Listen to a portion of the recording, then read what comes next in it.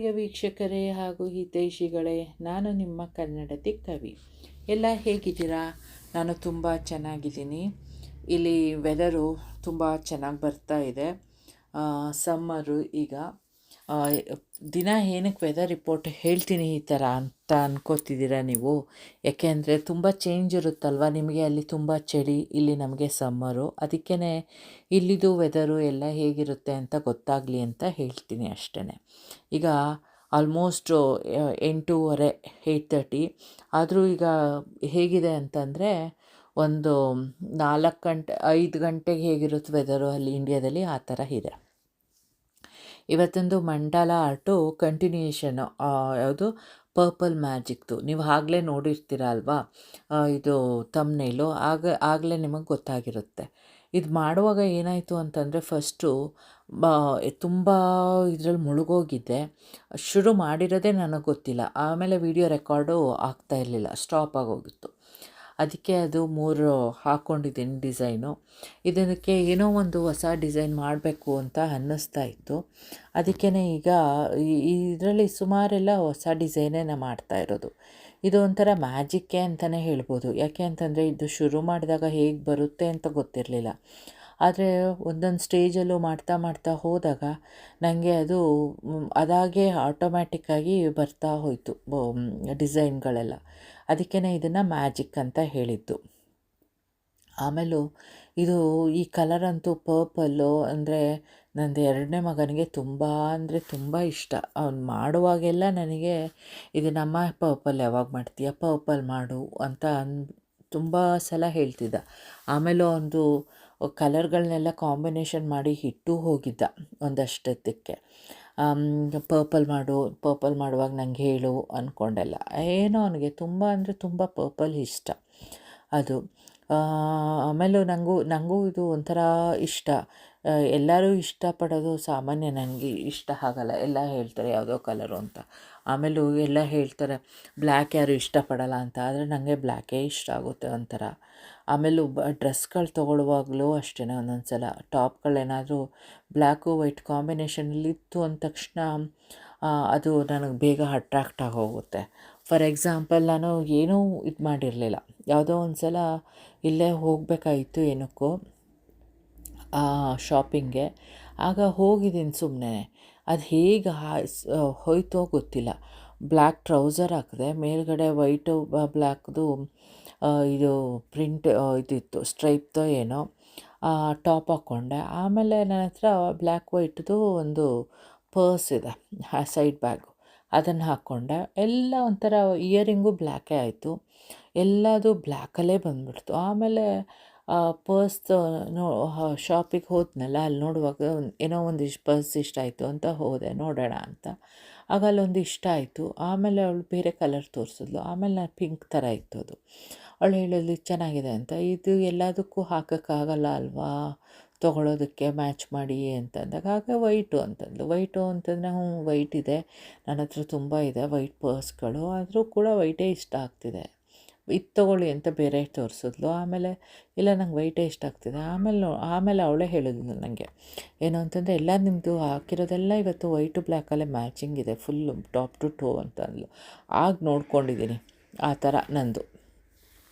ಆಮೇಲೂ ಎಲ್ಲ ಇದು last time ಮತ್ತೆ ಇಂಡಿಯಾಗೆ ಬಂದಿದ್ದಾಗ ಒಂದು ಸೀರೆ ತೊಗೊಳ್ಳೋಣ ಅಂತ ನಮ್ಮ ಅತ್ತೆ ಕೊಡ್ಸೋದಕ್ಕೆ ನೀನೇ ತೊಗೋ ಅಂತ ಹೇಳಿದರು.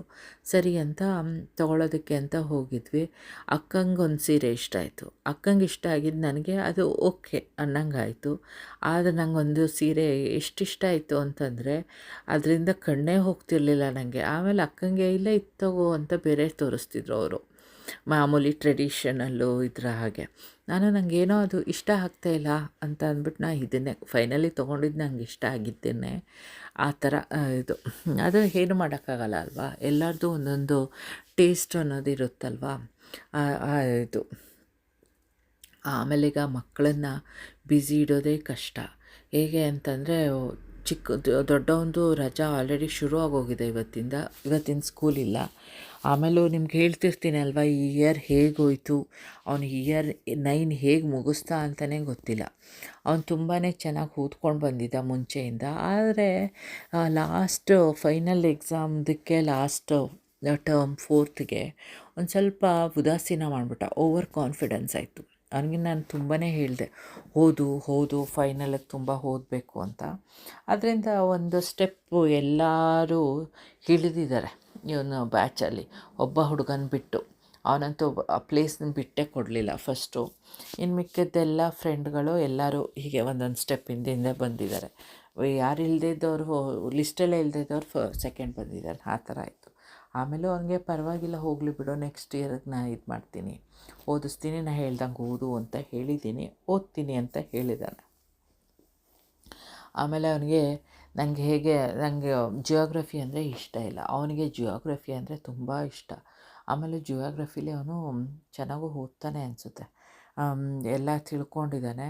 ಅಮ್ಮ ಜಿಯೋಗ್ರಫಿ ನಂಗೆ ತುಂಬ ಇಷ್ಟ, ಏನು ಮಾಡಲಿ ಅಂದ್ಕೊಂಡು. ನಿನ್ನಿಷ್ಟ ಪಟ್ಟ, ಸೈನ್ಸ್ ಮಾತ್ರ ತಗೋ ಅಂತ ನಾನು ಹೇಳ್ತಿದ್ದೀನಿ. ನೋಡೋಣ, ಸೈನ್ಸು ಅಂತಂದ್ರೆ ಬಯಾಲಜಿ ಅಂದರೆ ಇಷ್ಟ ಇಲ್ಲ. ನನಗೆ ನಾ ಹೇಳೋದೆಲ್ಲ ಬಯಾಲಜಿನೇ ತುಂಬ ಈಸಿ ಅಂದರೆ ನನಗೆ ಇಂಟ್ರೆಸ್ಟೇ ಇಲ್ಲ ಅಂತಾನೆ. ಏನು ಮಾಡೋಕ್ಕಾಗಲ್ಲ, ಹೇಗೆ ಏನು ಅಂತ. ಆಮೇಲೆ ಇಲ್ಲಿ ಹೇಳ್ತೀವಲ್ವ, ಮುಂಚೆ ಇಂಡಿಯಾದಲ್ಲಿ ಒಂದು 20-25-30 ಇಯರ್ಸ್ ಬ್ಯಾಕ್ ಹೇಗಿತ್ತು ಆ ಥರ ಈಗ ಇಲ್ಲಿ ಈ ಇದರಲ್ಲಿ ಏನು ಓದಿದ್ರೂ ಸ್ವಲ್ಪ ಕೆಲಸ ಸಿಗುತ್ತೆ. ಇಲ್ಲಿ ಓದಿ ಇಲ್ಲಿ ಇದಾದರೆ ಅನ್ನೋ ಇದು ಅಷ್ಟೊಂದು ಏನೋ ಇದಿಲ್ಲ, ಕೆಲಸಕ್ಕೆ ಇಲ್ಲ. ಆಮೇಲೂ ಇಲ್ಲಿ ಬೇರೆ ಕಡೆಯಿಂದ ಬಂದು ಎಕ್ಸಾಮ್ಗಳು, ರಿಜಿಸ್ಟ್ರೇಷನ್ ಎಕ್ಸಾಮ್ ತೊಗೊಂಡು ಮಾಡೋದಕ್ಕಿಂತ ಇಲ್ಲೇ ಓದೋರಿಗೆ ಹೆಚ್ಚಿಗೆ ಪ್ರಿಫರೆನ್ಸ್ ಕೊಡ್ತಾರೆ. ಫಾರ್ ಎಕ್ಸಾಂಪಲ್, ನನ್ನ ಹಸ್ಬೆಂಡ್ ಡಯಾಲಿಸಿಸ್ ಅಲ್ವಾ, ಮುಂಚೆ ಇಲ್ಲಿ ಅದಕ್ಕೆ ಕೋರ್ಸು ಅದೆಲ್ಲ ಏನಿರಲಿಲ್ಲ. ಆದರೆ ಈಗ ಅದು ಡಿಮ್ಯಾಂಡ್ ನೋಡಿದ್ರು. ಆಮೇಲೆ ಯಾರೂ ಇಲ್ಲಿ ಇದಿಲ್ಲ, ಕಾಲೇಜ್ ಇದಿಲ್ವಲ್ಲ, ಯೂನಿವರ್ಸಿಟಿ ಇಲ್ಲಿಲ್ವಲ್ಲ ಅಂತ ಅಂದ್ಬಿಟ್ಟು ಇದನ್ನು ಡಿಪಾರ್ಟ್ಮೆಂಟ್ನೇ ಇಂಟ್ರೊಡ್ಯೂಸ್ ಮಾಡಿದ್ರು ಇದಕ್ಕೆ, ಯೂನಿವರ್ಸಿಟಿಗೆ. ಆ ಥರ ಎಲ್ಲ ಕಡೆನೂ ಅದೇ ಥರ ಲೋಕಲೈಟ್ಗೆ ಫಸ್ಟು ಪ್ರಿಫರೆನ್ಸ್ ಕೊಡಬೇಕು ಅಂದ್ಬಿಟ್ಟು ಎಲ್ಲ ಮಾಡ್ತಾರಲ್ಲ, ಹಾಗೆ ಇಲ್ಲೂ ಮಾಡ್ತಾ ಇದ್ದಾರೆ. ಅದು ತಪ್ಪು ಅಂತ ಹೇಳೋಕ್ಕಾಗಲ್ಲ, ಅದು ಒಳ್ಳೆಯದೇ. ಆಗಲಿ, ತೊಂದರೆ ಇಲ್ಲ. ನಾವು ಇರೋದು ಎಲ್ಲಿರ್ತೀವೋ ಅಲ್ಲಿ ಇದಕ್ಕೆ, ಅವರ ಭಾವನೆಗಳಿಗೆ, ಅವರ ಕಲ್ಚರು, ಅವ್ರ ರಿಚುವಲ್ಸ್ಗೆ ಬೆಲೆ ಕೊಡಬೇಕಲ್ವಾ, ಅದು. ಆಮೇಲೆ ಹೇಳ್ತಿದ್ದೆ ಅಲ್ವಾ, ಎಲ್ಲೋ ಒಂದು ಕಡೆ ಟೂರ್ ಹೋಗಿದ್ದಾಗ ಹೇಳ್ತಾಯಿದ್ರು, ಇಲ್ಲಿ ಮೌರೀಸು ಅಂದರೆ ಒರಿಜಿನಲ್ಲು. ನಾವು ಇಂಡಿಯಾದಲ್ಲಿ ಬ್ರಿಟಿಷರ್ಸ್ ಬಂದಾಗ ನಾವು ಹೇಗೆ ಒರಿಜಿನಲ್ಲು ಲೋಕಲೈಟೋ, ಆ ಥರ ಇಲ್ಲಿ ಮೌರೀಸ್ಗೂ ಇಂಡಿಯನ್ಸ್ಗೂ ಏನೋ ಕನೆಕ್ಷನ್ ಇದೆ, ಕಸಿನ್ಸ್ ಥರ ಅಂತ ಅವರು ಹಿಸ್ಟ್ರಿಲಿ ಹೇಳ್ತಾಯಿದ್ರು. ಅದು ನೆನಪಿದೆ. ಆಮೇಲೆ ಇಂಡಿಯಾಕ್ಕೆ ಬರೋದು ತುಂಬ 10 ದಿನಗಣನೆಗಳು ಶುರುವಾಗ್ತಾ ಇದೆ. ಡಿಸೆಂಬರ್ ಮುಗಿದ್ಮೇಲೆ ಹೇಗಿದಾಗುತ್ತೋ ಅನ್ನೋದೇ ಗೊತ್ತಿಲ್ಲ. ಯಾಕೆಂದರೆ ಜನವರಿ 21 ನಂದು ದೊಡ್ಡ ಮಗಂದು ಸ್ಕೂಲ್ ಶುರು ಆಗುತ್ತೆ. ಆಮೇಲೆ ಮದುವೆ ಬಂತು, ಅವ್ನು ಸ್ಕೂಲ್ಗೆ ಹೋಗ್ತಾನೆ. ಫೆಬ್ರವರಿಯಿಂದ 2ನೇ ಮಗ ಶುರು ಮಾಡ್ತಾನೆ ಸ್ಕೂಲು. ಅದೊಂದು ಹೋಗ್ತಿದ್ದಂಗೆ ಫೆಬ್ರವರಿ, ಆಮೇಲೆ ಅವರು ಅವನ ಬರ್ತ್ಡೇಗಳನ್ನ ಲೆಕ್ಕ ಹಾಕೋತಾರೆ. ಅದು ಆಗ್ತಿದ್ದಂಗೆ ನಂದು ಮದುವೆಗೆ ಬರೋದಕ್ಕೆ ಓಡಾಟಗಳು ಶುರು ಆಗುತ್ತೆ, ಶಾಪಿಂಗು ಅದು ಇದು ಅಂತ. ಇಲ್ಲಿ ಶಾಪಿಂಗ್ ಏನೂ ಮಾಡಲ್ಲ, ಇಲ್ಲಿನ ಥರದ್ದು ಏನೂ ಯೂಸ್ ಆಗಲ್ವಲ್ಲ ಮದುವೆಗೆ, ಅದರಿಂದ ಅಲ್ಲೇ ಬಂದು ತೊಗೋಬೇಕು. ಆದರೆ ಯಾವಾಗ ಬರ್ತೀನಿ, ಬೇಗ ಬರಬೇಕು ಅಂತ ತುಂಬ ಆಸೆ ಇತ್ತು, 1 ತಿಂಗಳು 1-2 ತಿಂಗಳು. ಆದರೆ ಮಕ್ಕಳನ್ನ ಬಿಟ್ಟು ಬರೋದು ಅಷ್ಟು ದಿನ ಎಲ್ಲ ಕಷ್ಟ. ಅದಕ್ಕೆ ಸದ್ಯ 1 ತಿಂಗಳು ಬಂದರೆ, 20 ದಿನ ಬಂದರೆ ಸಾಕಪ್ಪ, 20-25 ದಿನ ಅನ್ನಂಗೆ ಆಗೋಗಿದೆ ಈಗ. ಯಾಕೆ ಅಂದರೆ ಅವ್ನು ಟೆಸ್ಟ್ಗಳು ಇಟ್ಕೊಂಡು ಬರೋದು, ಅವನನ್ನು ಮಿಸ್ ಮಾಡೋದಕ್ಕೂ ಹಾಕ್ಸಲ್ಲ. ಮಿಸ್ ಆಗಲ್ಲ ಟೆಸ್ಟು, ಆದರೆ ಎಕ್ಸಾಮು 15th 16th, ಅವ್ನ test April first week 2nd week ಸ್ಟಾರ್ಟಿಂಗಲ್ಲಿ ಶುರು ಆಗುತ್ತೆ. ಅದರಿಂದ ಹೇಗೆ ಅಂತ ಯೋಚಿಸ್ತಾ ಇದ್ದೀನಿ. ಅವ್ನಿಗೆ ಹೇಳ್ತಾ ಇದ್ದೀನಿ, ನಾನು ಈಗಲಿಂದನೇ ಓದ್ಸೋಕ್ಕೆ ಶುರು ಮಾಡ್ತೀನಿ, ನೀವು ಓದ್ಕೋ, ಎಲ್ಲ ಹೇಳ್ಕೊಡ್ತೀನಿ ಅಂತ. ಅವನು ಆ ಥರ ಮಾಡಬೇಕು. ಆಗ ಸ್ವಲ್ಪ ನಮಗೆ ಏನೂ ಇದಾಗಲ್ಲ, ಎಫೆಕ್ಟ್ ಆಗಲ್ಲ. ಯಾಕೆಂದರೆ ಮಕ್ಕಳದು ಓದು ಮುಖ್ಯ ಅಲ್ವಾ. ಅವರನ್ನು ಬಿಟ್ಟು ಬರೋದಕ್ಕೂ ಒಂಥರ ಬೇಜಾರು. ಯಾಕೆ ಅಂತಂದರೆ ಅವರು ಎಕ್ಸೈಟ್ ಆಗಿದ್ದಾರೆ. ಯಾಕೆಂದರೆ ಇಂಡಿಯಾದ ಮಕ್ಕಳು ಯಾವ ಫಂಕ್ಷನ್ನು ನೋಡಿಲ್ಲ ಅಷ್ಟೊಂದು, ಏನೂ ಇದಾಗಿಲ್ಲ. ಅಲ್ಲಿ ರಿಚುವಲ್ಸು ಅಲ್ಲಿ ಇದೆಲ್ಲ ನೋಡಿಲ್ವಲ್ಲ, ಅದಕ್ಕೆ ಅವರು ತೋರಿಸಿದ್ರೆ ಈಗ ಎಲ್ಲ ಗೊತ್ತಾಗುತ್ತೆ ಅಂತ ನಾನು ತುಂಬ ಆಲೋಚಿಸ್ತಾ ಇದ್ದೀನಿ. ಆಮೇಲೆ ಅದೇ ಯೋಚನೆ ಆಗೋಗಿದೆ, ಅಲ್ಲಿಗೆ ಬಂತು ಅಂದಾಗ ನಾನು ಹೇಗೆ ವೀಡಿಯೋ ಮಾಡಾಕಲಿ, ಹೇಗೆ ನಂಗೆ ಅಷ್ಟೊಂದು ಟೈಮ್ ಇರುತ್ತಾ ಇದು ಮಾಡೋದಕ್ಕೆ ಅಂತಲೇ ಗೊತ್ತಿಲ್ಲ. ಆಗ ಮೋಸ್ಟ್ಲಿ ಲೈವ್ ಮಾಡಿಕೊಂಡು ಏನೋ ಮಾಡಿಕೊಂಡು ಇದು ಮಾಡ್ಕೋಬೇಕು ವೀಡಿಯೋದಕ್ಕೆ. ಯಾಕೆ ಅಂತಂದರೆ ಮಾಡದೇ ಇರೋದಕ್ಕೂ ಆಗಲ್ಲ ಅನಿಸುತ್ತೆ, ಮಾಡೋದಕ್ಕೂ ಅಷ್ಟೊಂದು ಟೈಮು ಕಷ್ಟ. ಅದರಿಂದ ಲೈವ್ ಆದರೆ ಒಂದು ಸ್ವಲ್ಪ ಹೊತ್ತು ಟೈಮ್ ಇದು ಮಾಡ್ಕೋಬೋದಲ್ಲ, ಹೇಗೋ ಅಲ್ಲೇ ಡೈರೆಕ್ಟು ನೋ ಎಡಿಟಿಂಗು ಅವೆಲ್ಲ ಇರಲ್ವಲ್ಲ, ಅದಕ್ಕೆ ಹಾಗೆ ಮಾಡ್ಕೊಳ್ಳೋಣ ಅಂತ ಅಂದ್ಕೋತಾ ಇದ್ದೀನಿ. ನೋಡೋಣ, ಎಲ್ಲ ಟೈಮೇ ಹೇಳಬೇಕು. ಶಾಪಿಂಗ್ ಅಂತಂದರೆ ಮದುವೆ ಇದಕ್ಕೆ ಅಂತಂದರೆ ತುಂಬ ಇಷ್ಟ ಅಂತಂದರೆ KSIC ಸ್ಯಾರಿ. ಅದು ತುಂಬ ದುಬಾರಿ ಅಂದರೂ ತೊಗೊಳೋದಕ್ಕೆ ಹೇಳಿದ್ದೀನಿ, ತೊಗೋತಾರೆ ಅಕ್ಕ. ಇನ್ನು ಮಿಕ್ಕದ್ದೆಲ್ಲ ಮಕ್ಕಳದು ಎಲ್ಲ ಮಕ್ಕಳಿಗೆ ಈಗ ಒಂದು ಆಗಲೇ ಇದಾಗೋಗಿದೆ, ಅನುಭವ ಆಗೋಗಿದೆ, ಎಕ್ಸ್ಪೀರಿಯೆನ್ಸು ಮಕ್ಕಳ ಬಟ್ಟೆಗಳು ಅಂತ ಎಷ್ಟು ತಂದೆ, ತುಂಬ ಖುಷಿಯಾಗಿ ತಂದೆ. ಟೀ ಶರ್ಟ್ಸು, ಶಾರ್ಟ್ಸು, ಪ್ಯಾಂಟ್ಸ್ ಅಂತ. ಅವರಿಗೆ ಟೀ ಶರ್ಟ್ಗಳನ್ನ ಫೋರ್ಸ್ ಮಾಡಿ ಹಾಕಬೇಕಾಯ್ತು. ಇಷ್ಟನೇ ಆಗಲಿಲ್ಲ ತುಂಬ. ಏನಕ್ಕೆ ಹಂಗೆ ಇದು ಮಾಡಿದ್ರೋ ಗೊತ್ತಾಗಲಿಲ್ಲ. ತುಂಬ ಒಂಥರ ಕ್ಲಾತು ತುಂಬ ಚೆನ್ನಾಗಿತ್ತು, ಸಾಫ್ಟಾಗಿ ಎಲ್ಲ ಒಂಥರ ಪ್ರಿಂಟ್ಗಳು ಇಷ್ಟ ಆಗುತ್ತೆ ಅಂತ ತಂದರೆ ಅಮ್ಮ ಇಷ್ಟ ಆಗಲಿಲ್ಲ ಅಂತ ಪ್ರತಿ ಸಲ ಹಾಕುವಾಗಲೂ ತುಂಬ ಫೋರ್ಸ್ ಮಾಡಿ ಹಾಕಬೇಕಾಯ್ತು. ದೊಡ್ಡವನಿಗೆ ಆಗಲೇ ಅದು ಶಾರ್ಟ್ ಆಗೋಯಿತು ಕ್ಲೋತು, ಟೀ ಶರ್ಟ್ಸು ಎಲ್ಲ. ಅದರಿಂದ ಅವ್ನಿಗೇನು ಇದು ಮಾಡೋಂಗೇ ಇಲ್ಲ. ಚಿಕ್ಕವನಿಗೆ ಹಾಕೋ ಅಂತ ನಾವು ಫೋರ್ಸ್ ಮಾಡಬೇಕು. ಅದು ಒಂಥರ ತೀರಾ ಇದಾಯಿತು. ಅದಕ್ಕೆ ಅಲ್ಲಿಗೆ ಬಂದಾಗಲೇ ತೊಗೋಬೇಕು, ಅವ್ರನ್ನ ಕೇಳೇನೆ ಅಂದ್ಕೊಂಡು ಇದ್ದೀನಿ.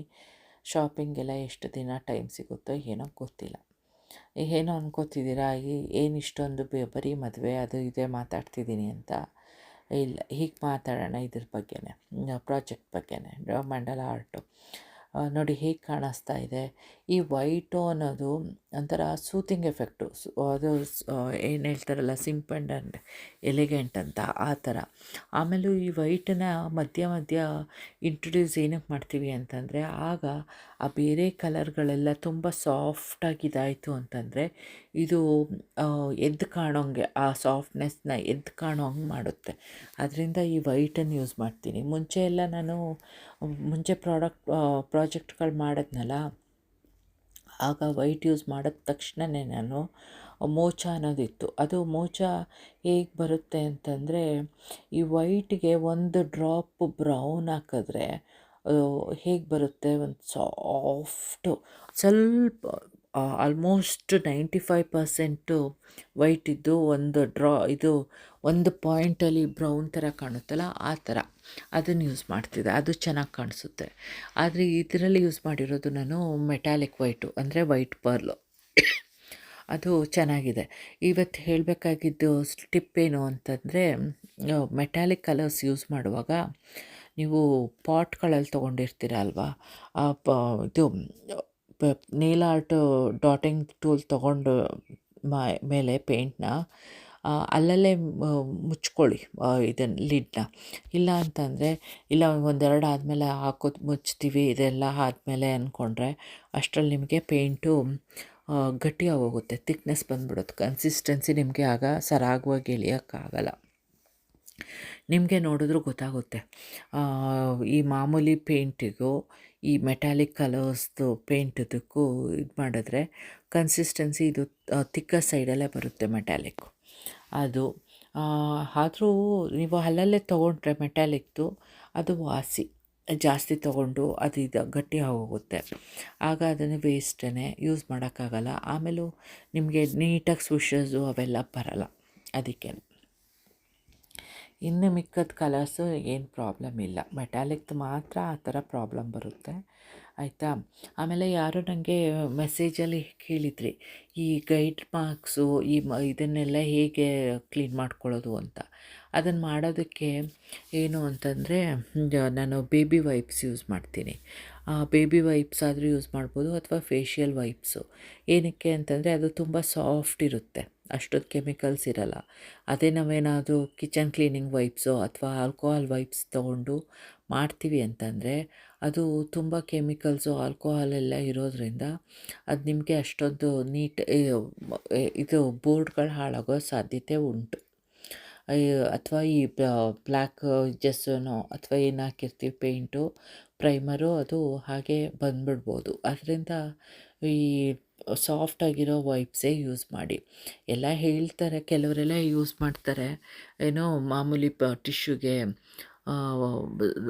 ಪೇಪರ್ ಟವಲ್, ಅಥವಾ ಇದು ಟಿಶ್ಯೂ ಆದರೆ, ಫೇಶಿಯಲ್ ಟಿಶ್ಯೂ ಆದರೆ ಎಗೈನ್ ಅದು ಗೊತ್ತಲ್ಲ, ಸಾಫ್ಟ್ ಒದ್ದೆ ಆದ ತಕ್ಷಣ ತುಂಬ ಸಾಫ್ಟ್ ಆಗೋಗುತ್ತೆ, ಅದು ಆಮೇಲೆ ಯೂಸ್ ಮಾಡೋಕ್ಕಾಗಲ್ಲ. ಅದಕ್ಕೆ ಒಂದು ಸ್ವಲ್ಪ ಹಾರ್ಡಿರೋದು ಪೇಪರ್ ಟವಲ್, ಅದನ್ನು ವೆಟ್ ಮಾಡಿಕೊಂಡು ಅದರಲ್ಲೂ ಕ್ಲೀನ್ ಮಾಡ್ಕೋಬೋದು ಅಂತ. ನಾನು ಇದುವರೆಗೂ ಅದನ್ನು ಮಾಡಿಲ್ಲ. ಹಾಗೆ ಡ್ರೈ ಮಾಡಿಕೊಂಡು, ಡ್ರೈಯಲ್ಲಾದರೆ ಒಂದು ಸ್ವಲ್ಪ ತೆಗಿಬೋದು, ಡ್ರೈ ಆದ ತಕ್ಷಣ ಅದೇನೋ ಹಾಗೆ ಸ್ಟೇನ್ ಆಗುತ್ತೆ. ಅದರಿಂದ ಈ ವೈಪ್ಸ್ ಆದರೆ ಬೆಟರು. ಆಮೇಲೂ ಇದು ಅಥವಾ ಪೇಂಟ್ ಏನಾದರೂ ಸ್ಮಜ್ ಆಯಿತು ಅಂತಂದರೆ, ನಾನು ಪ್ರತಿ ಸಲ ಹೇಳ್ತೀನಲ್ಲ, ನಂದು ಅದು ಸಿಲಿಕಾನ್ದು ಇದಿದೆಯಲ್ಲ, ನೇಲ್ ಆರ್ಟ್ ಟೂಲಲ್ಲೇ ಒಂದು ಸೈಡು, ಅದರಲ್ಲೂ ನಾನು ಕ್ಲೀನ್ ಮಾಡ್ಕೋತೀನಿ ಪೇಂಟ್ ಆದರೆ. ಈ ಗೈಡ್ ಮಾರ್ಕ್ ಎಲ್ಲ ಆದರೆ ವೈಪ್ಸಲ್ಲೇ. ಆ ಗೈಡ್ ಮಾರ್ಕ್ ಯಾವಾಗ ತೆಗಿತೀನಿ ಅಂತಂದರೆ, ವಾರ್ನಿಷ್ ಆಗೋಕ್ಕೆ ಮುಂಚೆನೇ ಫುಲ್ ಕಲರ್ನ ಡ್ರೈ ಆಗೋದಕ್ಕೆ ಒಂದೆರಡು ಮೂರು ದಿನ ಬಿಟ್ಬಿಡ್ತೀನಿ. ಆಮೇಲೆ ಅದನ್ನು ಫುಲ್ಲು ಕ್ಲೀನ್ ಮಾಡಿಕೊಂಡು ವಾರ್ನಿಷ್ ಮಾಡ್ಕೋತೀನಿ. ಆಮೇಲೆ ನಾನು ಪ್ರತಿ ಒಂದು ವಾರ್ನಿಷ್ ಮಾಡುವಾಗಲೂ ಪ್ರತಿ ಸಲ ಇದು ಮಾಡಲ್ಲ, ಅಲ್ಲ ಆದ ತಕ್ಷಣವೇ ವಾರ್ನಿಷ್ ಮಾಡ್ಕೊಳ್ಳಲ್ಲ. ಒಂದು 4-5 ಇಟ್ಕೋತೀನಿ ಅಲ್ಲಿ ತನಕ ಸ್ಟಾಕು, ಆಮೇಲೆ ವಾರ್ನಿಷ್ ಮಾಡ್ತೀನಿ. ಯಾಕೆ ಅಂತಂದರೆ, ಪ್ರತಿ ಸಲ ವಾರ್ನಿಷ್ ಮಾಡುವಾಗಲೂ ಒಂದಷ್ಟು ವಾರ್ನಿಷು ಪೇಂಟಲ್ಲಿರುತ್ತಲ್ವ, ಬ್ರಷಲ್ಲಿ, ಅದು ವೇಸ್ಟ್ ಆಗೋಗುತ್ತೆ. ಅದಕ್ಕೇ ಒಂದೊಂದು ಸಲವೂ ಆ ಥರ ವಾಶ್ ಮಾಡಿ ವೇಸ್ಟ್ ಆಗೋದ್ರ ಬದಲು ಒಂದು 4-5 ಒಟ್ಟಿಗೆ ಇತ್ತು ಅಂತಂದರೆ ಅದನ್ನು ಹಾಗೆ ಮಾಡ್ಕೋಬೋದಲ್ಲ. 4-5 ಆದಮೇಲೆ ಒಂದು ಸ್ವಲ್ಪ ವೇಸ್ಟ್ ಆದಂಗೆ ಬ್ರಷಲ್ಲಿರುತ್ತೆ ಅಂತ ಅಷ್ಟೇ. ಅದು ನನ್ನ ಅನಿಸಿಕೆ. ಇಷ್ಟೊಂದು ಜಿಪಣಿ ಇದೇನು ಈ ಥರ ಅಂತ ಅಂದ್ಕೊಂಡ್ರ, ಜಿಪಣ್ತನ ಅಂತ ಅಲ್ಲ, ಪ್ರತಿ ಸಲ ಹಂಗೆ ವಾಶ್ ಮಾಡೋದ್ರ ಬದಲು ಎಷ್ಟಾಗುತ್ತೋ ಅಷ್ಟನ್ನು ಇದು ಮಾಡ್ಕೋಬೋದಲ್ಲ, ಯುಟಿಲೈಸ್ ಮಾಡ್ಕೊಳ್ಬೋದಲ್ಲ. ಸುಮ್ಮನೆ ನೀರಲ್ಲಿ ತೊಳೆದು ಯಾರೂ ಯೂಸ್ ಮಾಡ್ದಂಗಿಲ್ಲ ಅಲ್ವಾ, ಅದಕ್ಕೆ ಅಷ್ಟೇ. ಆಮೇಲೆ ಇನ್ನೇನು, ಇವತ್ತು ಸ್ವಲ್ಪ ಬ್ಯುಸಿನೇ ಆಗೋದೆ. ಇದೆಲ್ಲ ನೆನ್ನೆ ಮಾಡೇ ಇಟ್ಕೊಂಡಿದ್ದೆ ಇದಿಷ್ಟನ್ನು. ಇವತ್ತು ಬ್ಯುಸಿ ಆದಾಗ ಒಂದೊಂದು ಸಲ ತುಂಬ ಟಯರ್ಡ್ ಆದಂಗೆ ಆಗುತ್ತೆ. ಆಮೇಲೆ ಕಣ್ಣಿಗೆ ಸ್ಟ್ರೈನ್ ಬಂದಾಗ ಬರುತ್ತಲ್ವ, ಆಗ ನಿಲ್ಲಿಸ್ಬಿಡ್ತೀನಿ, ಮಾಡಲ್ಲ. ಆ ಥರ ಆಯಿತು. ಆಮೇಲೂ ಈಗ ಅಷ್ಟೊಂದೇನು ಸ್ಟ್ರೈನ್ ಬೀಳಲ್ಲ. ಯಾಕೆ ಅಂತಂದರೆ, ಒಂದು ದಿನ ಈ ಪ್ರಾಜೆಕ್ಟ್ ತೊಗೋತೀನಿ ಮಂಡಾಲದ್ದು, ಇನ್ನೊಂದು ದಿನ ರಂಗೋಲಿ ಇದು ಮಾಡ್ತೀನಲ್ವ, ಆಗ ಅದರಿಂದ ಅಷ್ಟೊಂದೇನು ಟಯರ್ಡಿಂಗ್ ಅಲ್ಲ. ಇಲ್ಲ ಅಂತಂದರೆ ತುಂಬ ಒಂಥರ ಶೋಲ್ಡ್ರ್ ಪೇಯ್ನ್ ಬಂದುಬಿಡೋದು, ಶೋಲ್ಡ್ರ್ ಬ್ಲೇಡಲ್ಲಿ. ಅದು ಒಂದಷ್ಟು ದಿನ ಒದ್ದಾಡಿದೆ. ಆಮೇಲೆ ನಾವು ವಾಕ್ ಹೋಗೋದಕ್ಕೆ ಶುರು ಮಾಡಿದ್ನಲ್ಲ ಬಿಸಿಲಲ್ಲಿ, ಬೆಳಗ್ಗೆ ಅಲ್ಲಿ ಮಾರ್ನಿಂಗು ಎಲ್ಲ, ಆಗ ಅದು ಒಂದು ಸ್ವಲ್ಪ ಕಂಟ್ರೋಲಿಗೆ ಬಂದಂಗೆ ಆಯಿತು.